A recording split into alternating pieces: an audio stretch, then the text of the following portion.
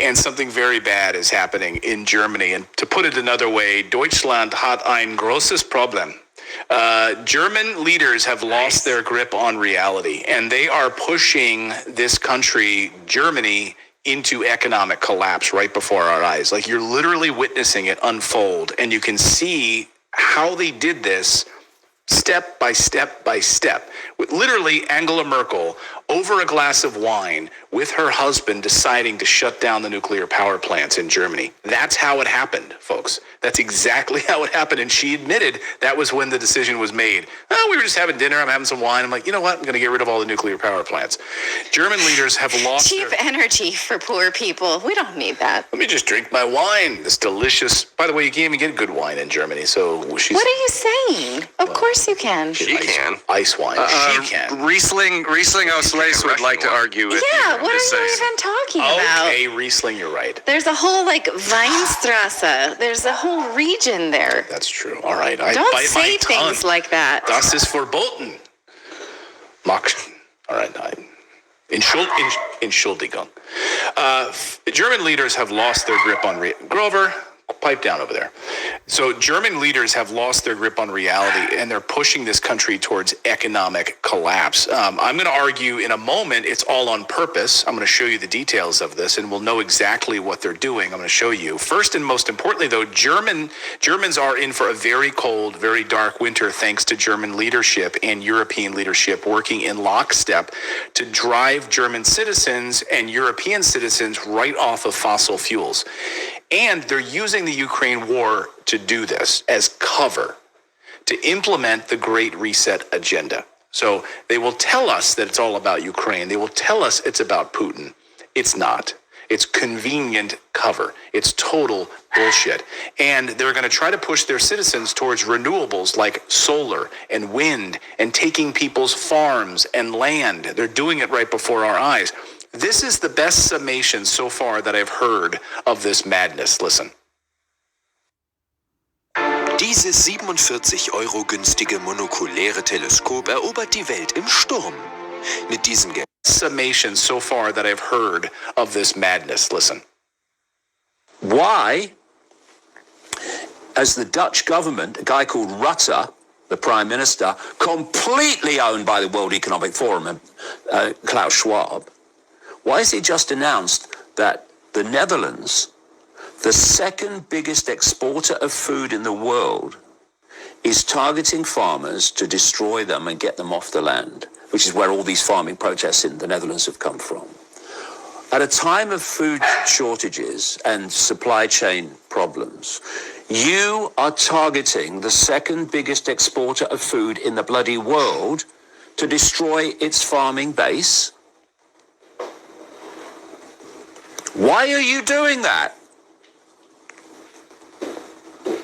If people depend on you for what's left of the food, you control them.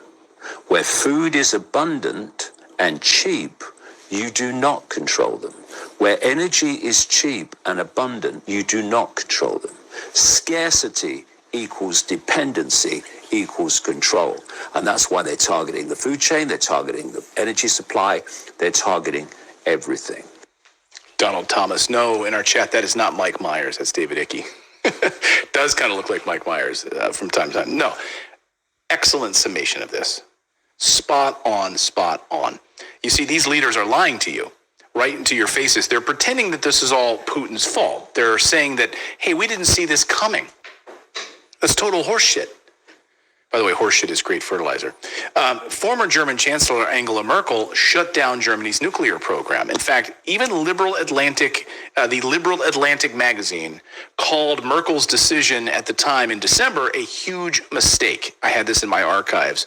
And here's the Atlantic piece by David Frum. The West's nuclear mistake. No government that really regarded climate change as its top energy priority would close nuclear plants before the end of their useful lives. Oh, and Angela Merkel did that. Yeah, not eins, not zwei, not drei, 17 of them.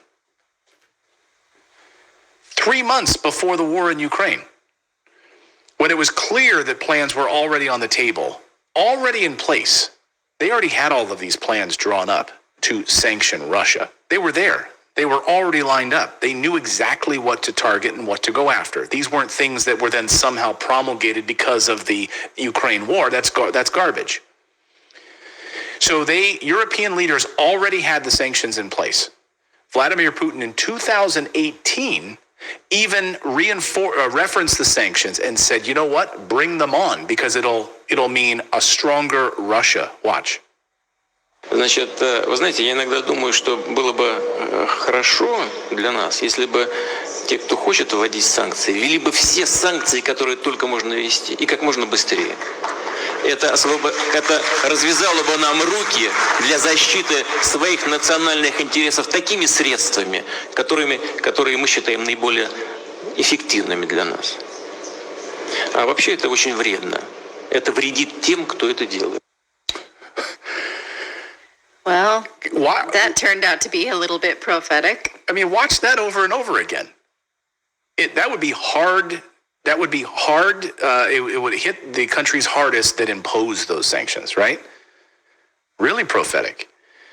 And now we wake up this morning and we see this headline that Russia's Nord Stream 1 pipeline shut down for the foreseeable future. Here's the BBC. Nord Stream 1, Russia shuts major gas pipeline to Europe. And that means prices skyrocketing in Germany.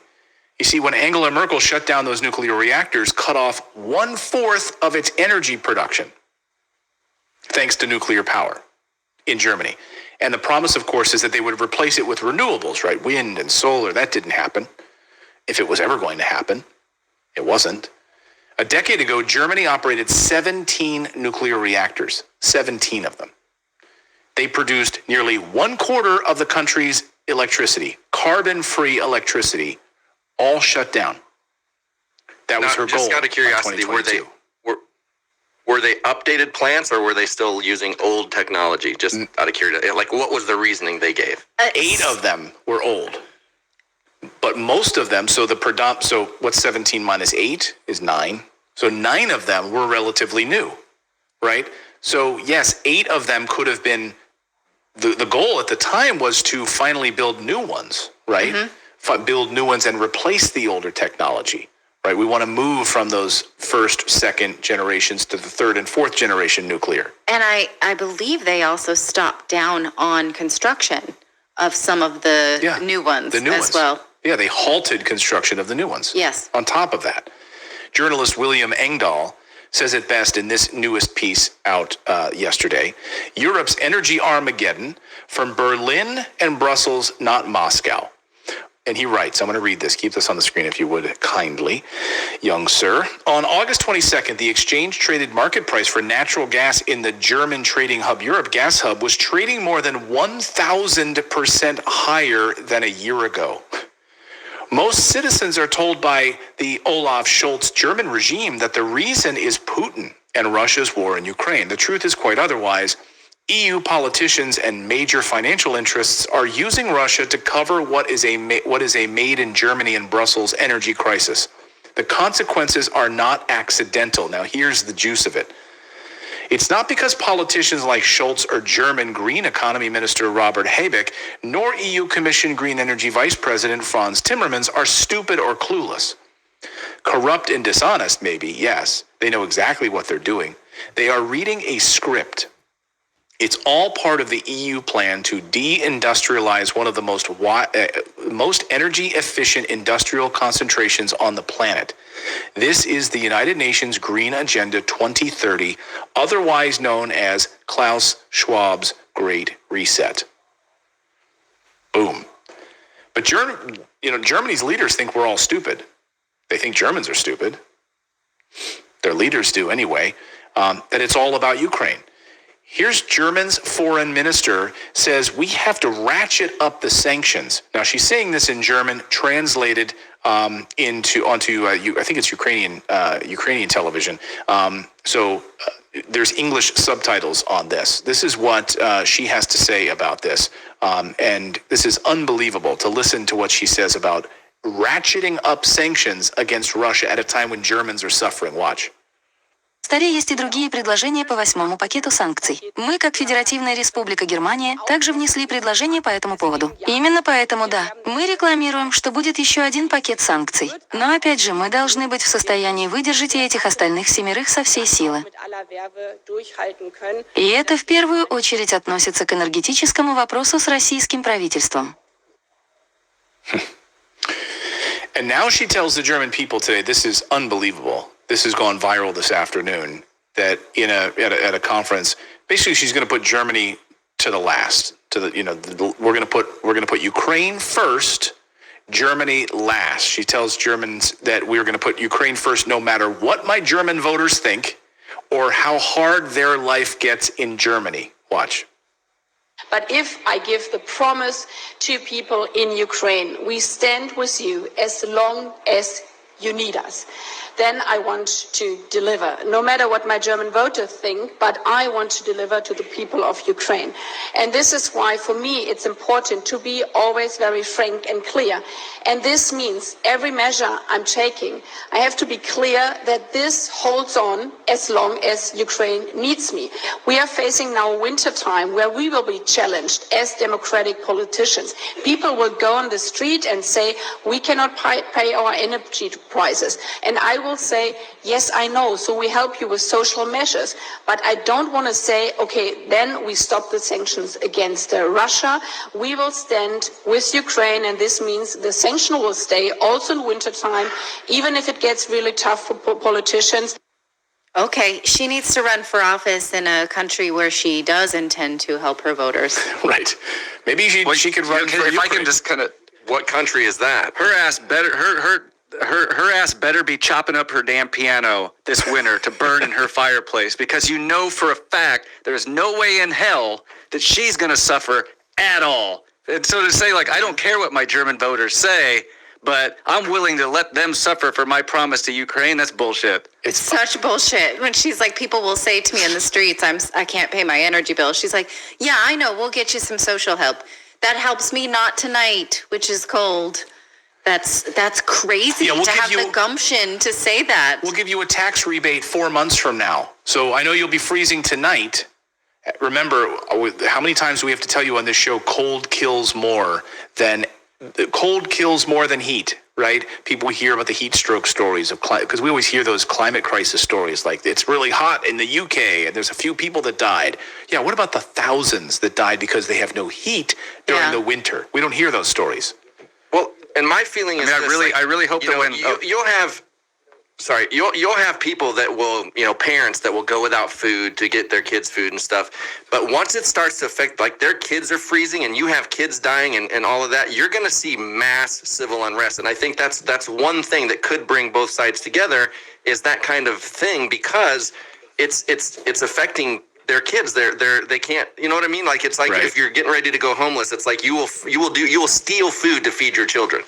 Right. Yeah. I mean, this is, again, civilization will come unhinged without energy, right? We will see the absolute collapse of civilization without energy. A way to heat your home, provide for your family, cook food. Like, we're literally talking about these basics. Like, this is what we're dealing with now. And you've seen the stories we've told you about, of course, about Germany and all of these people going into the forest to chop wood, to get as much wood as they can for the coming winter, because it's going to be absolutely brutal. And then we have breaking news this afternoon. Go ahead. I was just going to say, what sense does it make to take basic human rights from one population to give weapons of destruction to another?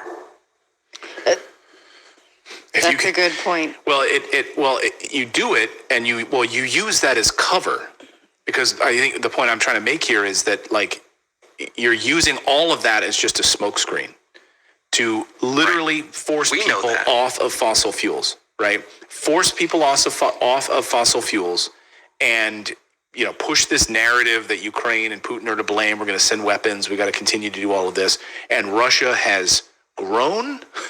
Ruble prices have outstripped the euro in the 1-to-1 and against the U.S. dollar. So who are you hurting? And you saw they're going to have their heat. They're going to have their food. They're going to have everything that they need this winter. Yeah. So we had some breaking news this afternoon on these gas price issues. Fiora Isabel on Twitter tweeting this, breaking, according to the head of Gazprom, at the peak of demand, she's a journalist, the demand in autumn and winter, 1,000 cubic meters of gas will cost more than $4,000. Already the price of gas on the London Stock Exchange has exceeded $2,900 with news of the new suspension of the Nord Stream pipeline for repairs.